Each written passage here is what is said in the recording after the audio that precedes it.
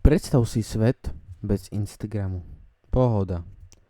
A teraz si predstav svet bez banánov, bez moderného oblečenia, bez HMK a bez možnosti povedať nahlas svoj názor. Vítaj v komunizme. V učebnici to vyzerá ako filozofický sen o spravedlnosti.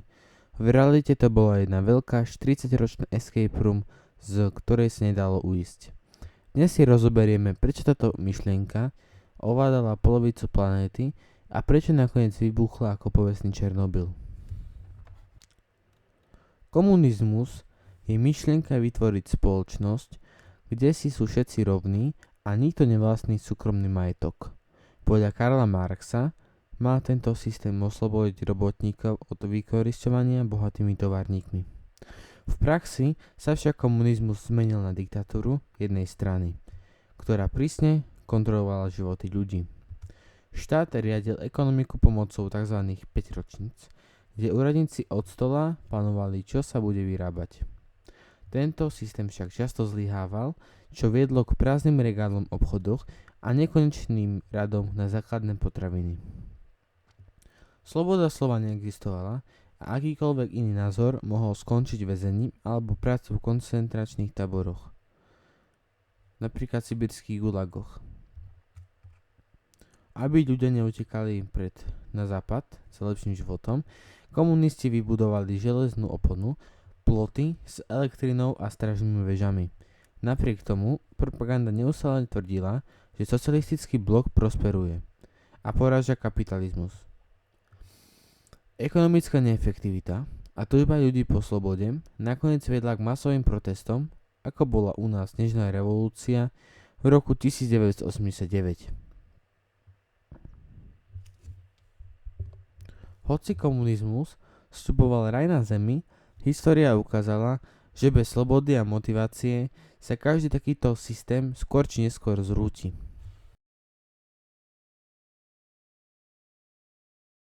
Vladimír Ilič Lenin bol vodcom ruskej revolúcie v roku 1917 a prvým najvyšším predstaviteľom Sovietskeho zväzu. Lenin nebol len teoretik, bol to človek, ktorý premenil Marxove sny na ruskú nočnú moru. Presadil ideológiu marxizmu a leninizmu, ktorá sa stala základom pre všetky ďalšie komunistické štáty. Sľuboval mier, chlieb a pôdu, ale hneď po nástupe k moci rozpútal krvavú občiansku vojnu a založil tajnú políciu Čeka. Zaviedol novú ekonomickú politiku, aby zachránil Rusko pred totálnym hladomorom. Bol majster propagandy, ktorého po smrti nabalzamovali a vystavili v muzeuleu, kde na neho turisti pozerajú dodnes. Veril v svetovú revolúciu a chcel, aby komunizmus sa rozšíril do celého sveta. Hoci mnohí ho považovali za dobrého detka Lenina, on položil základy pre systém, ktorý neskôr nežili ešte kručí diktatóri. Jozef Stalin. Jeho meno Stalin znamená v preklade muž z ocele, čo sedelo, pretože mal srdce tvrdé ako kus koľajnice. Presadil kolektivizáciu poľnohospodárstva a vybudoval silnú armádu, ktorá porazila nacistické Nemecko. Pri kolektivizácii vyvolal umelý hladomor na Ukrajine, ktorému podľahli milióny ľudí, len aby zlomil ich odpor. Zaviedol kult osobnosti, kde bol oslavovaný ako geniálny vodca a otec národov. Bol chorobne paranoidný, nechal uväzniť alebo popraviť aj svojich najbližších spolupracovníkov a generáloch v rámci tzv. Čistiek. Počas studenej vojny vytvoril satelitné štáty vo východnej Európe vrátane Československa. Stalinov režim má na svedomí viac obetí než nacizmus. Väčšina z radov vlastných občanov v táboroch Gulag.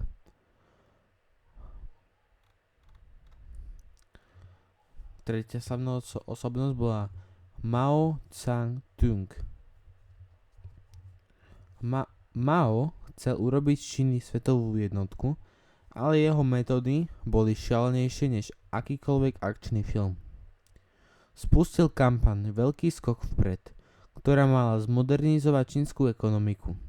Skončilo to najväčším hladomorom v dejinách ľudstva, pretože rolníci museli namiesto pestovania ryže táviť železo na dvoroch.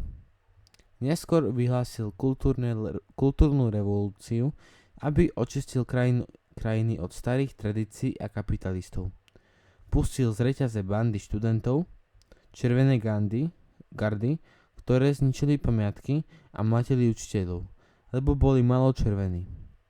Jeho myšlienky boli spísané v slávnej malej červenej knižke, ktorú musel vlastniť každý Číňan.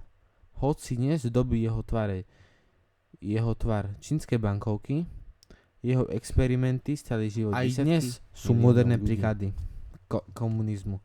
Napríklad Čína. Od roku 2012 vedie krajinu Xi Jinping, ktorý upevnil moc komunistickej strany Číny a zameral sa na čínsky sen.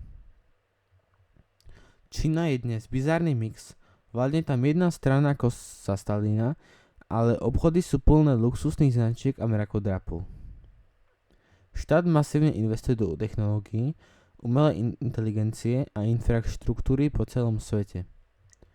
Od roku 2010 Čína vybudovala najdokonalejší sledovací systém na svete, kde kamery s rozpoznávaním tváre sledujú každý tvoj krok. Zavedli systém sociálneho kreditu, ktorý hodnotí správanie občanov podľa ich lojality a činov. Ak máš nízke skóre, napríklad si kritizoval vládu na internete, štát ti môže zakázať kúpiť si lístok na rýchlovlak alebo letenku.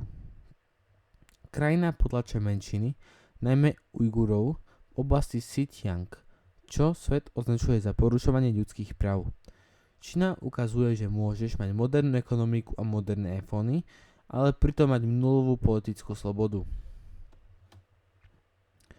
Ďalšia krajina je Severná Kórea. V roku 2011 nastúpil k moci Kim Jong-un. Severná Kórea je dnes jediné miesto na svete, kde komunizmus funguje ako dedičná monarchia. Moc prechádza z otca na syna. Režim sa po roku 2010 zameral na vývoj jadrových zbraní a balistických raket, čím ohrozuje svetovú bezpečnosť. Kým štát vyvíja rakety za miliardy, väčšina krajiny trpí nedostatkom elektriny, čo vidno aj na satelitných snímkoch. V krajine neexistuje voľný prístup k internetu. Občania majú len štátom kontrolovaný intranet. Ak ťa chytia, ako pozeráš juhokorejský seriál z pašovaného USB kľúča, riskuješ väzenie alebo horší trest. Režim udržiava obrovské koncentračné tábory pre politických väzňov, kde pracujú v neľudských podmienkach. Kim Jong-un sa síce stretol s Donaldom Trumpom, ale pre bežných ľudí sa v krajine za posledných 10 rokov nič nezmenilo. Tretí štát bol Venezuela. Po smrti Huga Cháveza v roku 2013 prevzal moc Nicolás Maduro a pokračuje v politike socializmu 21. storočia. Venezuela má najväčšie zásoby ropy na svete, ale kvôli zlému riadeniu tam po roku 2010 vypukla totálna ekonomická katastrofa. Štátna kontrola cien, znárodňovanie firiem viedli k hyperinflácii, ktorá znehodnotila sumu na úroveň papiera. Peniaze tam mali takú malú hodnotu, že ľudia si z bankoviek vyrábali kabelky a suveníry, lebo papier bol drahší než hodnota meny. Krajina čelí humanitárnej kríze, nedostatku liekov a potravín, čo spôsobilo masovú migráciu miliónov ľudí. V regáloch obchodoch nie je nič, ale vláda tvrdí, že za to môže ekonomická vojna zo strany USA. Milí diváci, to bolo všetko. Keď sa vám toto video páčilo, prosím vás, dajte odber. Alebo to zdieľajte svojim kamarátom. A mimochodom, prepáčte za kvalitu, len ja koktam a tak, ale na tom popracujem a budem sa snažiť, aby som vydával lepšie a kvalitnejšie videá. Ďakujem za pozornosť, dovidenia.